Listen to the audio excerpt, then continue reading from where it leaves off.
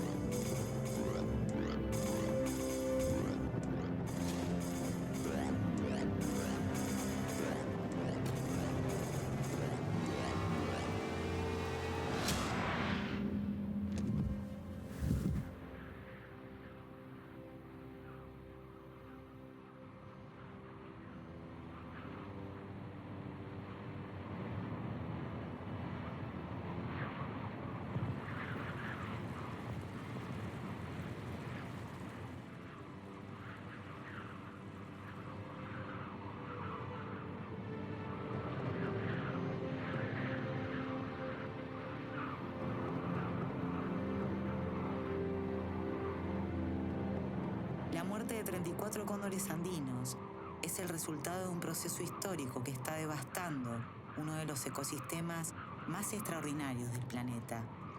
El avance del modo de producción capitalista sobre zonas que hasta hace algunas décadas atrás solo eran habitadas por los pobladores originarios tiene consecuencias profundas.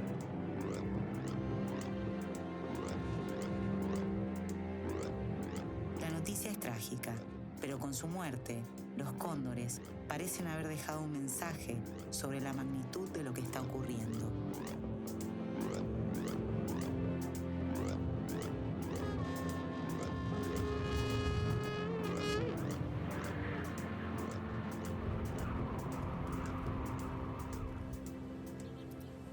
En un principio nosotros vimos un tremendo desequilibrio expresado ahí. O sea, si el cóndor, que puede procesar todo lo que ya está en descomposición, no pudo procesar eso y lo mató, es una expresión clara de desequilibrio como sociedad, porque hay un elemento que no es natural, digamos, ahí.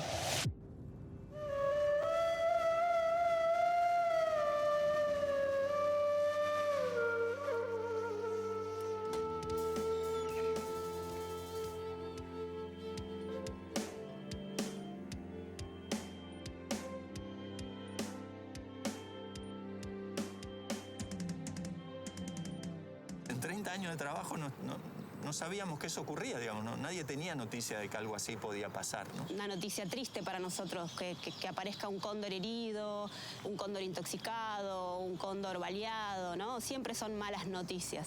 Uno sabe con lo que se va a encontrar, pero bueno, siempre es muy feo para nosotros encontrar semejante escena, ¿no? Viajamos hasta el sur de Mendoza, hasta Los Molles, un lugar hermoso, alucinante, rodeado de montañas, muy, muy lindo el lugar, pero con esa escena de los cóndores muertos en el campo. En este caso estaban agrupados, habían sido agrupados y parcialmente quemados estaban. Había muchos adultos y realmente la pérdida de adultos es catastrófica para la población de cóndores. Y lo que hemos visto a lo largo de todos estos años es que la especie tiene una muy baja tasa reproductiva, tiene una cría cada 2 o 3 años. Pensá que ellos demoran 10 años en ser fértiles, 9 años en ser fértiles. Cuando ves que esto pasa, necesitas 20 años de trabajo para lograr eso, ¿no? Para poder ver esto que estás viendo, ¿no?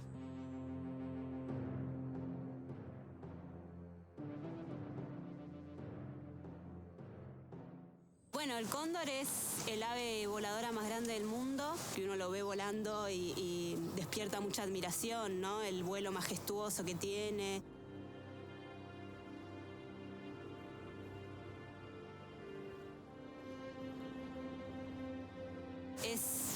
animal alucinante desde un montón de puntos de vista. Por un lado, cumple un rol ecológico importantísimo en la naturaleza porque como se alimenta de animales muertos, justamente limpia, ¿no?, los campos de posibles focos de infección. Ese rol es fundamental en la naturaleza. Otros carroñeros más chicos con los cuales conviven, ¿no?, o habitan en los mismos lugares, también pueden consumir carroña, pero él al ser tan grande, realmente el rol que cumple es fundamental, ¿no? También tiene un rol cultural muy importante porque es un ave sagrada para todas las comunidades originarias de Sudamérica, no solamente para las comunidades originarias de lo que hoy es Argentina, sino desde Venezuela hasta Tierra del Fuego. Todas las comunidades que convivieron y conviven con el cóndor andino lo consideran ave sagrada, lo consideran un mensajero y eso también representa un rol cultural muy importante.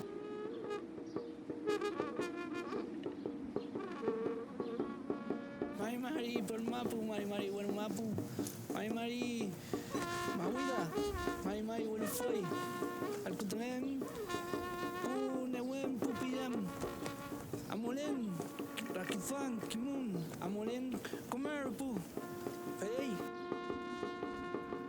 Para poder comentar cuál es el rol del manque, del cóndor, hay que entender la relación que hay con la naturaleza. Entender entonces que el manque conforma en un principio nuestra identidad en los apellidos que aún persisten. Loncoman, Pilkiman, la relación con ese animal y cuál era la forma con ese animal, ¿no? Si era una forma de la punta de flecha del cóndor. Son elementos que hacen a los apellidos que sobrevivieron que hoy podemos encontrar. Entonces la relación espiritual, cultural y en muchos casos también es de vida, de desarrollo en la vida cotidiana.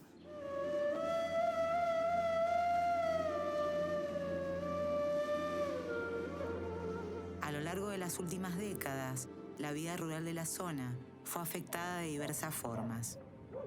Los puesteros malargüinos son campesinos que practican un modo de vida íntimamente ligado a la cría de animales en zonas recónditas de la cordillera de los Andes. El arreo de ganado hacia los valles más alejados en verano y el regreso a los puestos de invernada con los primeros fríos del otoño. La transhumancia es una de las características fundamentales de estas comunidades.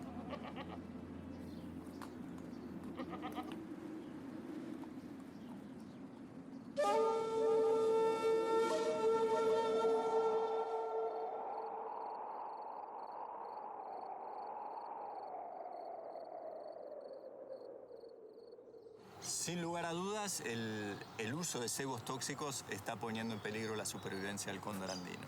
¿Y por qué ocurre esto? Básicamente, lo que hemos estudiado, lo que estamos viendo, es que algunos pobladores rurales utilizan venenos para envenenar animales muertos a la espera de poder controlar grandes carnívoros, como pueden ser pumas, zorros, perros, ¿no?, que afectan su ganado, su producción ganadera. Es tremendo, ¿no? Porque cuando alguien coloca un veneno, está activando una bomba química que queda latente. Cualquiera que se acerque está en peligro de muerte, ¿no? Ya sean carroñeros que vienen a limpiar ese posible foco de infección, gente, chicos que se acerquen al lugar y tocan, uy, mirá, un animal muerto, basta con olerlo para perder la vida, ¿no? Este animal emblemático que convivió en armonía durante miles de años con todos nuestros pueblos originarios, en realidad se ha visto en graves problemas, en graves riesgos, y hoy lamentablemente se lo considera a nivel global como vulnerable, dependiendo su supervivencia de las acciones humanas que tomemos para que estas maravillosas aves puedan sobrevivir, ¿no? A nosotros nos tomó 30 años, 3 décadas, lograr criar 80 pichones de cóndor. Y en pocos años hemos perdido más de 177 cóndores adultos. Nos tomaría 200 años reparar el daño ambiental que estamos haciendo. Estamos generando un verdadero ecocidio.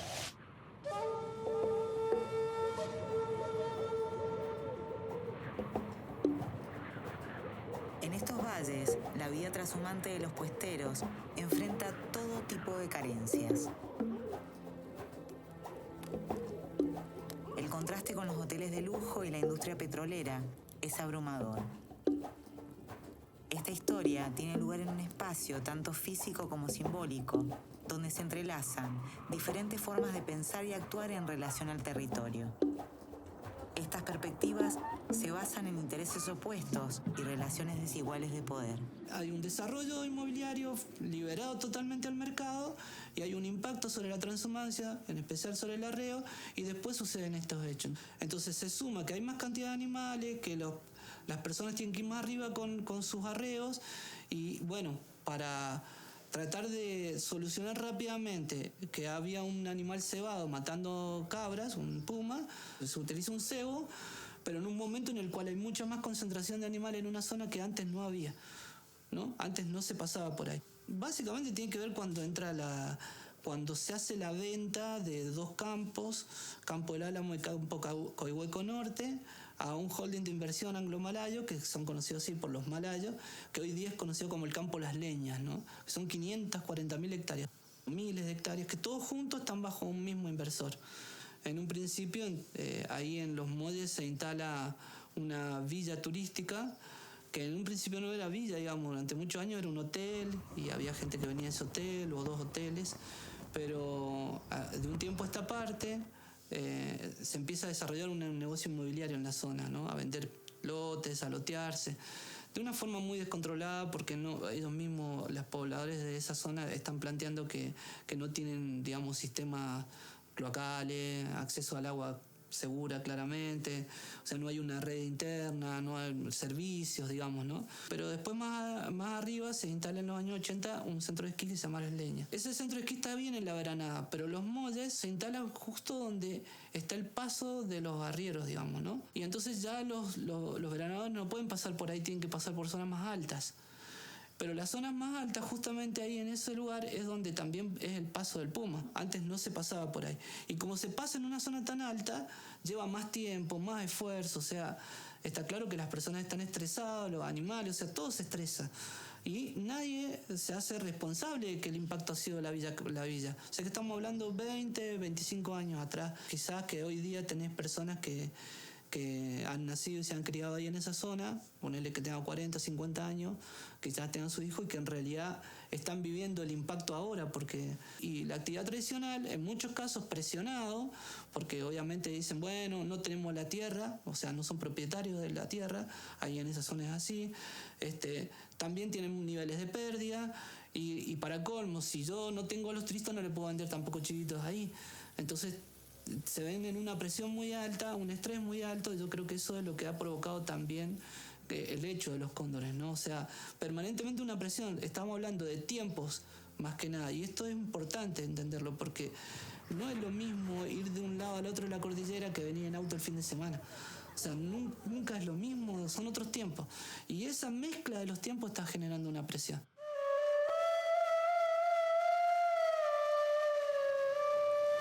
Recién hacia 2017, comienzos 2018, por primera vez fuimos testigos de la muerte masiva de cóndores por uso de venenos. Y cuando fuimos a estudiar estos casos, levantamos muestras de lo que habían ingerido los cóndores, de lo que estaban embadurnados estos animales, y encontramos que eran agrotóxicos, ¿no? Como carbofurán, como paratión. ¿Qué pasó? Esos agrotóxicos son muy fáciles de llegarle a la gente.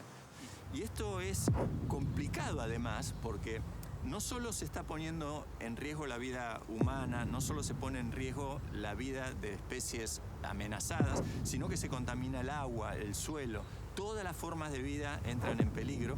Y por otro lado no sirve para el fin que se propone. Cuando uno envenena un animal a la espera de matar a ese predador, el que viene a comer el animal muerto es uno que esté acostumbrado a comer silvestrina.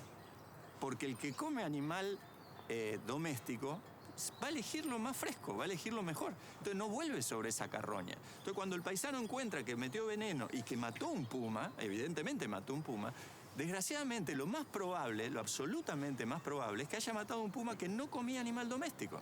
Ese puma muerto deja un parche, deja un lugar vacío, que va a ser ocupado muy probablemente por los hijos del que come animal doméstico, con lo cual, lejos de solucionar el problema, lo está agravando. El uso de veneno es inespecífico. El uso de veneno favorece la pauta de comportamiento de predación sobre animales domésticos. Por eso, ni siquiera sirve para el uso que se propone. Y cuando uno le pregunta a la gente, ¿hace mucho que usa veneno? Oh, hace un montón, mi abuelo usaba. Y hay más o menos predador. Y cada vez tengo más predador. porque ella misma lo está seleccionando.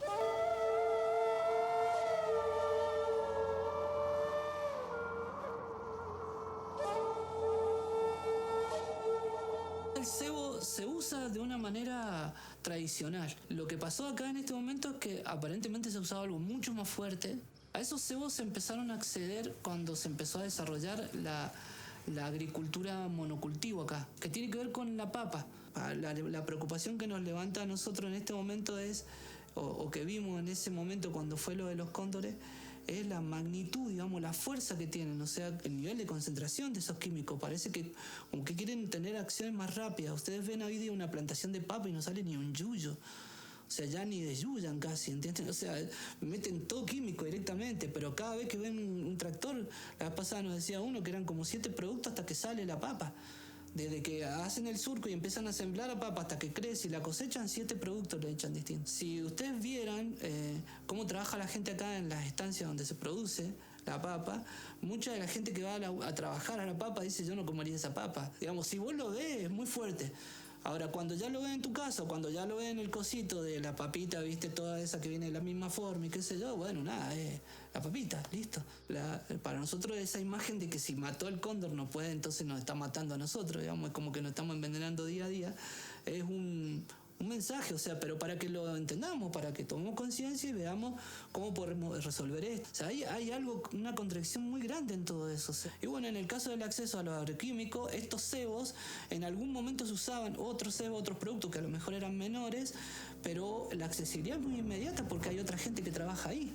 Entonces, y de venta libre en algunos casos, que eso también es increíble, o sea, se compraban en cualquier lado. Entonces no hay control. Lo único que hay es la condición de que mañana cualquiera de esos puede ser declarado un delincuente o puede haber cometido un delito cuando en realidad, o sea, nada, a lo mejor, o sea, vos estás en el lugar y ya que está ahí, hay una bolsa inmensa, viste, que se va a usar para el tractor, saca otro pedacito y se lo lleva a tu pariente que está en el campo. Entonces, la verdad que el acceso no tiene un control, digamos, ni ahí, ni en los locales a donde se venden, que hasta hace poco, digamos, varios de esos productos eran de venta totalmente libre. O sea, esa accesibilidad, digamos, para nuestra gente es muy terrible. Insisto en que después el que está cometiendo el delito es el que lo usó y no el que promovió. O sea, ¿cuándo va a salir que los que no hacen nada son los laboratorios o los organismos de control de los laboratorios? Digamos? Nadie sabe dónde se produce eso, quién lo hace, no se saben ni las marcas. Porque muchas veces esos productos llegan en bolsitas, de cualquier forma que llegaron, o en otros tarritos, y entonces ni saben ni qué marca es. Las investigaciones llevadas adelante por la justicia determinaron que los 34 cóndores muertos fueron envenenados con carbofurano, un agrotóxico altamente nocivo, tanto para la fauna silvestre como para la vida humana. El carbofurán llega a esta zona del país como insumo para los cultivos de papa y ajo que se realizan en Malargüe. Por el hecho, fueron imputados 2 puesteros y el administrador del campo en el que se emplazan los centros turísticos de alta montaña de Los Molles y Las Leñas. Luego del hallazgo de los 34 cóndores y la muerte por envenenamiento con el mismo agrotóxico de una niña de 12 años en Corrientes, funcionarios y legisladores de todos los partidos políticos se vieron obligados a prohibir la utilización de este y otros agrotóxicos.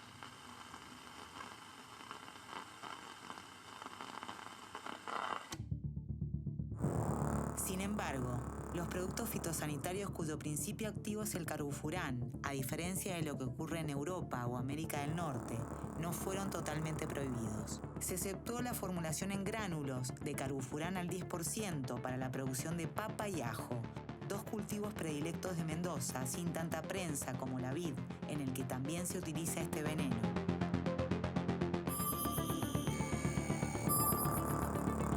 Prohibición anunciada en octubre de 2018 a hoy, solo una empresa puede distribuir este veneno en la Argentina.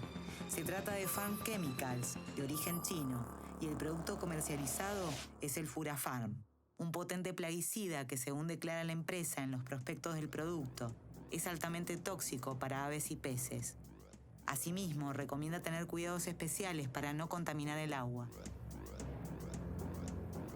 Un área inoculada con Furafarm, 10 gramos, debe permanecer inaccesible al menos 4 horas. El veneno es absorbido por las raíces y trasladado al follaje y los frutos, matando así a todo aquel ser vivo que lo consuma, incluidos los humanos. Las declaraciones y los comunicados no lograron torcer el brazo de empresas transnacionales y del lobby de los grandes productores rurales de Argentina. Hoy, la amenaza de muerte por envenenamiento es un riesgo en todos los campos del país. La fauna silvestre y la vida humana continúan amenazadas.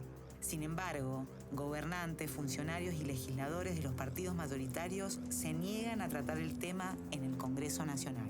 Desde 2018, distintos sectores sociales proponen un complemento de la actual ley de trazabilidad que no puede ser tratado en el Congreso Nacional porque las comisiones encargadas de llevar el tema al recinto no lo hacen. Cabe aclarar que este complemento no prohíbe ninguna de las sustancias venenosas habilitadas por el SENASA. Tan solo exige de la emisión de una receta para su adquisición y a través de su seguimiento saber dónde, cuándo y quién realizó un movimiento del agrotóxico. La utilización de venenos para la producción de alimentos sigue siendo un problema grave en un país que pretende exportar a todo el mundo. Las puertas están abiertas para una nueva catástrofe. Pero evidentemente, más allá de esas situaciones particulares que llevan a que un productor ponga esos cebos con las enormes consecuencias que implica, hay una lógica común, hay una especie de paradigma dominante, paradigma químico, que ha venido gobernando las formas de producción y la forma de ocupar los territorios más o menos en las últimas 6-7 décadas, a nivel mundial y a nivel continental y local.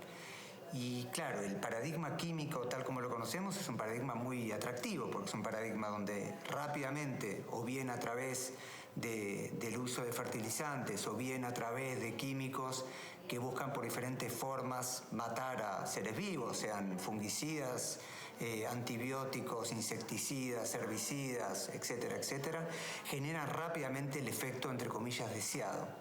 Lo que no se trabaja tan claramente son las consecuencias.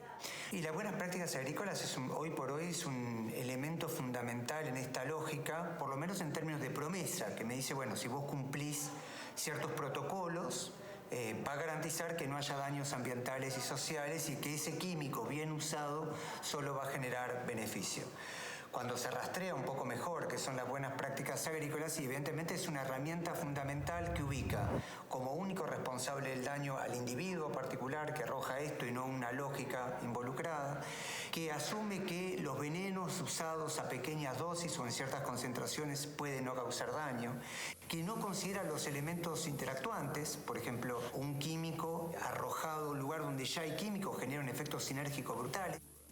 Y además las buenas prácticas agrícolas hoy por hoy, a mis ojos, funciona como un elemento fundamental que sostiene una amalgama indiferenciable entre políticas estatales públicas y políticas empresariales que de alguna manera garantizan los negocios y que si llega a ocurrir algún daño perjudicial va a solo caer en responsabilidad de algún individuo particular. Junto a eso, un entramado en donde la pregunta ética y política desaparece y solo quedan aspectos legales que, de vuelta, acá, como no hay voluntad de muerte, sino que lo que se busca es garantizar cierta forma de producción, nadie se hace cargo de un puma muerto, un cóndor muerto, un niño o una niña con cáncer o un río seco.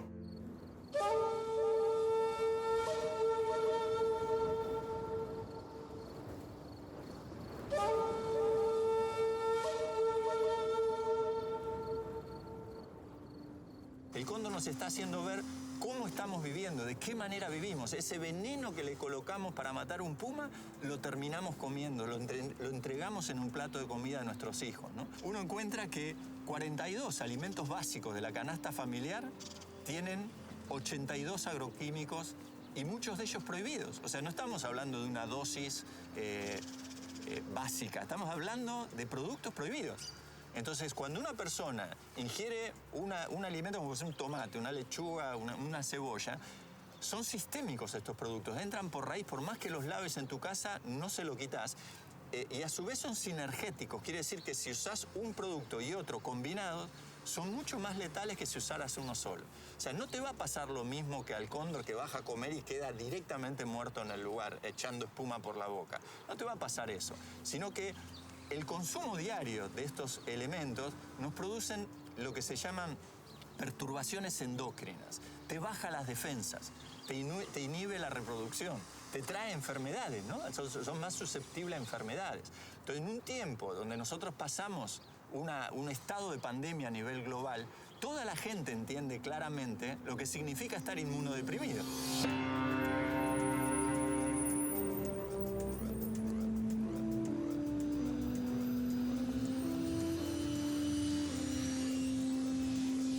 Primero, un punto muy interesante, no hay datos. La ausencia de datos también es un punto muy importante. No hay datos prácticamente de nada. Los pocos registros que tenemos, por ejemplo, de CASAFE, de las propias instituciones empresariales involucrados, hablan de números realmente impresionantes. Hoy encontramos, por ejemplo, un país que tiene más de 100 agrotóxicos que están prohibidos en diferentes lugares del mundo, habilitados en nuestro territorio. ¿Qué está ocurriendo? De hecho, no tenemos idea.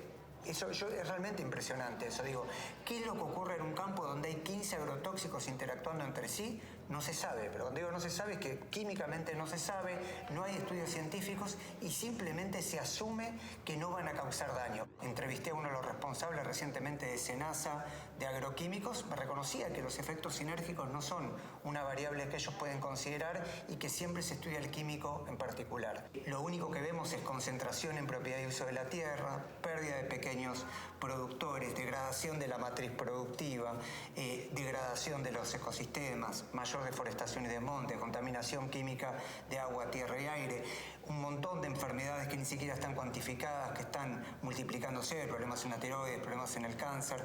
Creo que estamos ante una situación muy clara en cuanto a los síntomas de degradación que se expresan, pero poco claro respecto a qué magnitud tiene el diagnóstico. Va a costar muchísimo, evidentemente, salir de esta lógica tan arraigada, que por supuesto tiene un montón de intereses económicos metidos, pero también tiene una conquista cultural. Hay una conquista cultural brutal que nos lleva, por ejemplo, a pensar que los efectos se tienen que obtener a corto plazo, que las causas y consecuencias se disocian y que no hay políticas de prevención, porque el paradigma químico de alguna manera asume que solo hay que trabajar sobre las consecuencias y nunca sobre las causas. ¿Qué es lo que vamos a proponernos como objetivo? Por ejemplo, esta forma de concentración en propiedad y uso de la tierra y este paradigma químico asociado ha generado, por ejemplo, campos vacíos. Nos vamos a plantear propuestas alternativas de esto. Tenemos una degradación de la matriz productiva, claro. Nos vamos a plantear un objetivo alternativo. Yo creo que pensar alternativas también es alternativas de qué. Si los objetivos se trazan claramente, me da la sensación que las alternativas se van a multiplicar, que muchas de las banderas, como agroecología o como otro tipo de vida, van a tomar una forma un poco más tangible y que involucrando a sectores diferentes y siempre con las comunidades territoriales, me da la sensación que van a poder alterarse algunas de las cuestiones que hoy, sobre todo, aparecen invisibilizadas y naturalizadas.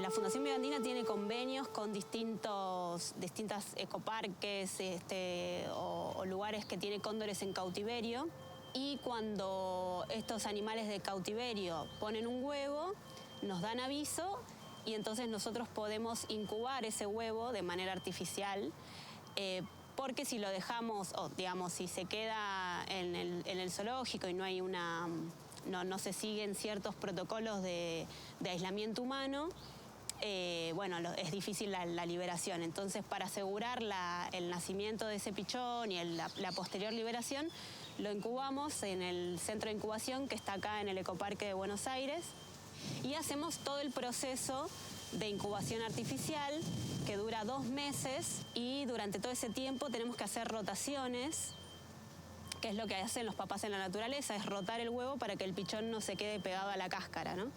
Y una vez que el pichoncito ya casca o nace, ¿no? Lo asistimos, lo ayudamos a nacer, que también es la tarea que hacen los padres en la naturaleza, y lo criamos, lo alimentamos con títeres de látex que simulan ser los papás, ¿no? Tenemos el títere macho y tenemos el títere hembra, que se intercalan, o sea, hace una vez cada uno, que también es lo que hacen los padres en la naturaleza. O sea, imitamos todo el proceso que harían los papás en la naturaleza para que ese pichón crezca y no se impronte con el humano, o sea, se asocie a su propia especie, que es el cóndor, ¿no? Porque si nosotros no hacemos ese procedimiento, no lo alimentamos con títeres, el pichón crece y se identifica al ser humano como es el que le va a dar la protección, el que le va a dar el alimento, y bueno, lamentablemente en ese caso el cóndor no se puede liberar porque el día de mañana, cuando ya sea grande y esté libre volando, va a ir a buscar alimento a, por ejemplo, una casa. Se va a acercar a los humanos. Entonces lo cuidamos y lo alimentamos y todo, pero siempre con el aislamiento. Ellos nunca nos ven. Usamos unas cajas que tienen un espejo. Entonces ellos en realidad cuando miran para afuera se ven ellos, o sea, ven el interior de la caja. No nos ven nunca nosotros, no nos ven nunca nuestras caras, no nos ven nuestras manos. Siempre ven un títere y la comida. Entonces, de esa manera realmente el cóndor se considera cóndor, ¿no? Se identifica a su especie y se puede liberar y bueno, realmente tuvo mucho éxito. Los cóndores que liberamos no solo sobrevivieron en la naturaleza, sino que han llegado a su estadio adulto y encontraron pareja y se reprodujeron, o sea, tienen sus propios pichones también ya llegaron al estado adulto. Entonces realmente es una técnica que sabemos que funciona y que bueno, y que es necesario todo ese protocolo y todos esos pasos, ¿no?, a seguir.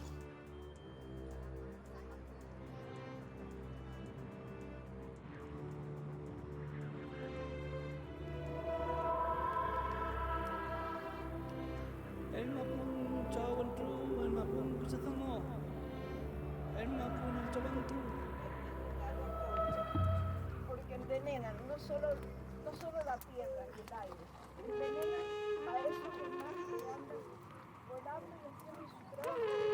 No están dando, están dañando todo lo contrario.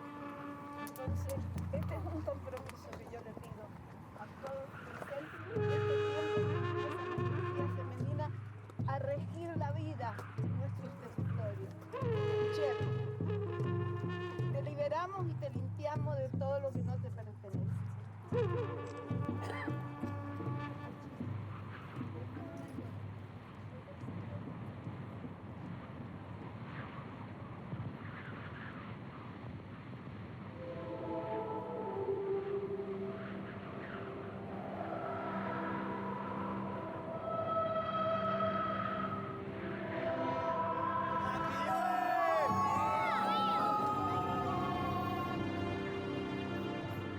Las causas que están provocando las muertes de cóndores por envenenamiento no se pueden cambiar sin políticas que signifiquen una transformación de raíz en la forma de producir alimentos. Así como la agroecología nos da una pauta de cómo superar el paradigma químico que rige a la producción agrícola, existen alternativas que nos orientan sobre las herramientas disponibles para avanzar en la erradicación del uso de cebos tóxicos. Una de ellas es la que realizan desde la ONG Wildlife Conservation Society y su programa de perros protectores.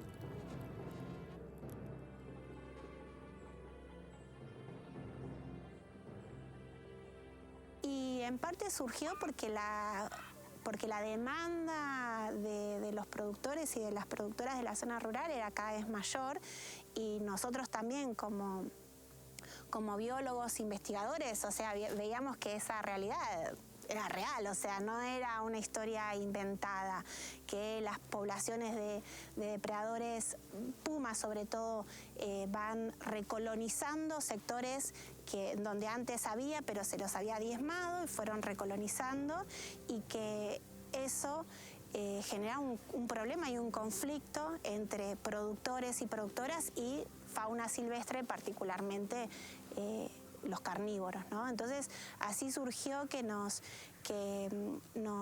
concentramos en darle importancia a este proyecto con la intención de tratar de lograr a largo plazo una mejor coexistencia entre los productores y las productoras y los carnívoros silvestres en particular. Nosotros tenemos un pequeño criadero. Lo que hacemos es, tienen sus cachorros en los corrales, en donde esos corrales los adaptamos para que haya chivas y ovejas, para que los cachorros se impronten, o sea, se asocien tanto a las cabras como a las ovejas, porque hay productores que tienen cabras, hay productores que tienen ovejas, y ese perro aprenda que después el ganado es su familia y son las especies que tienen que proteger. Los cachorros son entregados a los productores que nosotros seleccionamos a la gente en función de algunos puntos que son importantes. Primero, como este proyecto se enfoca en la conservación del gato andino, priorizamos sitios donde haya habido registros de presencia de gato andino, lugares que sean muy conflictivos, que realmente tengan mucho problema con zorros y con pumas, y lugares donde la gente tenga la voluntad de generar un cambio en su forma de manejar el ganado y querer hacer un cambio en la forma de relacionarse con el ambiente. Hace 4 años atrás no quería un perro, no me servía un perro en mi trabajo, pero viendo a la depredación que me avanzaba cada vez más, me incliné a poder aprobar o ver qué pasaba con un perro protector. Y bueno, fui viendo que cada vez me fue dando más resultados. Hoy está por cumplir los 3 años de edad este animal.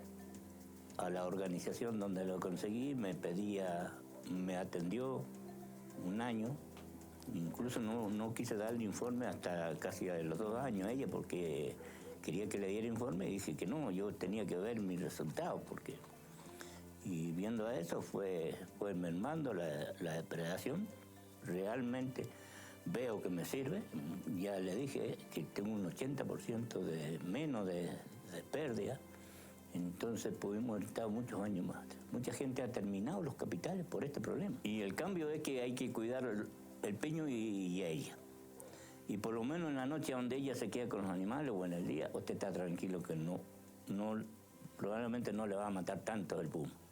Le matará a uno. Ese es el cambio total que veo yo.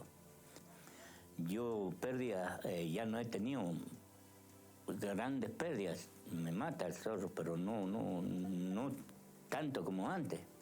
Yo el año pasado, sin ir más lejos, dejé una producción de crianza que nací el año anterior, y en 7 meses tuve una pérdida de 8 chivitos, cuando antes tenía 150. No solo es el beneficio económico, porque es significativo la reducción en las pérdidas de ganado que tienen con la implementación de los perros protectores, sino que es un cambio, se podría decir hasta de bienestar saludable o emocional, porque es dejar de tener el impacto emocional que genera llegar al corral o llegar a los rodeos en las mañanas y ver que el 50% de tu producción está desparramada, muerta. Eso hoy la gente que ha implementado los perros protectores ya no lo tiene. Y cuando la gente, como yo les decía, la gente te manifiesta que puede dormir tranquilo, eso es impagable. Pasó lo que pasó con el tema de este tema de los cóndores. Nosotros con los productores no es que queramos matar todos los animales, porque los perjudicamos, pero con la desesperación no sabemos cómo combatirlo. Y a esa desesperación me llevó a poder tener una perra protectora, porque no había forma. Hoy el puma, usted le hace un humo y le está avisando que ahí está el peño. Y ya está poblado. La zona de la cordillera también está poblada de pumas, porque con las quemazones en Chile, ese puma se trasladó para acá. Entonces a eso los llevó todo esto de esos grandes problemas que hubo con el cóndor, que las autoridades lo siguen a nosotros como productores, y en vez de él participar o capacitarlos. Eso creo que desde el Estado, donde se falló. Para estos proyectos no hay del Estado nada. Y que las autoridades también se den cuenta que tiene que haber un aporte de todos lados y que los productores que lo vean también, que se animen y que se animen, que da resultado. Estos proyectos son proyectos que necesitan recursos y que para lograr un cambio en las poblaciones, tanto de los productores y productoras como en las poblaciones de la fauna silvestre, necesitan permanecer a largo plazo, porque si no el cambio no se ve. Lo que tenemos que lograr es aumentar aumentar la tolerancia de la gente a las faunas silvestres y a los carnívoros en particular. Si nosotros no podemos aumentar esa tolerancia de alguna manera, no vamos a lograr poder conservar, ¿no? Entonces, lo que nosotros queremos hacer con estos proyectos es eso, es que la gente tenga mayor confianza en su manejo ganadero. Esa confianza lo logran a través de la implementación de un perro protector, porque le disminuye el daño que tienen por depredación, y de esa manera aumentan la tolerancia hacia su fauna silvestre, ¿no? Ese es el camino hacia la conservación y hacia la convivencia, que es la manera que nosotros concebimos la conservación de los paisajes silvestres y de la fauna silvestre. El trabajo realizado por todas estas organizaciones es de gran magnitud. El programa de conservación del cóndor andino, con un compromiso absoluto, resulta fundamental para su supervivencia. Es difícil imaginar en qué situación se encontraría esta especie sin la dedicación de sus profesionales. Otras organizaciones desarrollan programas que brindan alternativas a los productores para que respeten la fauna de la zona. Estos esfuerzos hacen tangible la posibilidad de un futuro en el cual los ganaderos convivan en armonía con su entorno. De manera similar, la agroecología demuestra que es posible producir alimentos sin pesticidas ni otros agrotóxicos.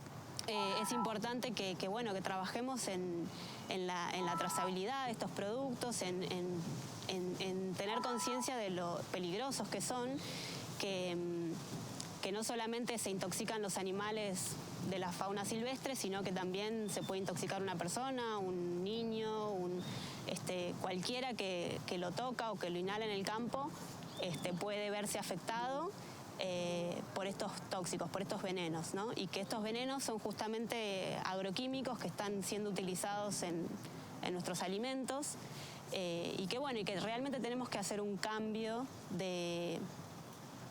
en cómo producimos nuestros alimentos, un cambio en cómo nos relacionamos con la naturaleza, por nosotros, porque es nuestra casa, y por el futuro, por las generaciones que vienen, ¿no? Creo que tenemos una enorme oportunidad. Y la oportunidad creo que tiene que ver la confluencia de luchas, de sectores, de búsquedas que tienen que ver con diferentes corrientes, pueblos originarios, trabajadores, movimientos feministas, estudiantes, movimientos de derechos humanos. Va a involucrar mucho. Creo que tenemos un enorme desafío, nada trivial en torno a estos temas, y nos va a involucrar tiempo. Creo que las ansiedades, volvemos acá a lo del paradigma química, nos juegan en contra. Acá no hay soluciones mágicas, acá hay construcciones territoriales, construcciones en la calle, construcciones con la diversidad del caso, en algún caso con solución pragmática, pero sabiendo siempre y no perdiendo de vista cuál es ese norte. Y creo que el tiempo y esta construcción colectiva nos va a dar una lucha socioambiental que llame y que proponga y garantice equidad social, bienestar colectivo y una manera imposible de separar el bienestar de la naturaleza y de la humanidad. Cuando uno toma conciencia que un agrotóxico está matando a los cóndores, a la gente, al puma, y que a su misma vida, ¿no?, lo está poniendo en peligro, y uno hace un pequeño cambio y decide comprar un producto agroecológico, porque esto no es algo que no tiene salida. Entonces digo, el mundo nos está pidiendo que cambiemos, nuestros hijos están pidiendo que cambiemos, nosotros necesitamos cambiar. Y creo que el cambio personal mueve el mundo en este caso. Y sobre todo, porque lo vemos permanentemente, cuando hay reacciones sociales, cuando la comunidad sale a las calles a decir, no queremos de esto, no queremos que las bombas químicas se sigan activando, queremos que busquemos soluciones por otro lado, ¿no? Cuando no queremos que los glaciares sean afectados, cuando no queremos los incendios en el delta, cuando no queremos las cosas y salimos a la calle a manifestarlo, se escucha. Y los cambios van por ese lado. es fundamental la conciencia ambiental, es fundamental el activismo en esto. ¿Por qué? Porque cualquier persona que se dedique a la conservación, más tarde, más temprano, tiene que terminar activando eso, si no, no hay cambio. Hay que abrir esos caminos, hay que tener la responsabilidad de bajar todos los niveles de orgullo, arrogancia, todas esos males que tenemos y levantar todas las virtudes posibles. Sin embargo, todas estas iniciativas, con su aporte inmenso, se ven limitadas por un modelo de producción que prioriza la explotación de los recursos naturales sin importar las consecuencias. Afortunadamente, la conciencia sobre este tema está en aumento y a nivel global millones de personas se organizan para poner en la agenda estos asuntos, debatirlos, cuestionarlos e intentar generar un cambio. El cóndor, incapaz de procesar el daño que se está generando en el planeta, nos deja su mensaje. Así como los glaciares derritiéndose, las miles de especies en extinción o las poblaciones enteras enfermas por herbicidas. Son mensajes. No es un problema puntual de las aves de la cordillera. Es un problema sistémico que exige soluciones profundas. El desarrollo de los crecientes movimientos ambientales en diversos puntos del planeta es el camino para encontrar una respuesta. Es momento de hacer una pausa, escuchar y actuar en consecuencia.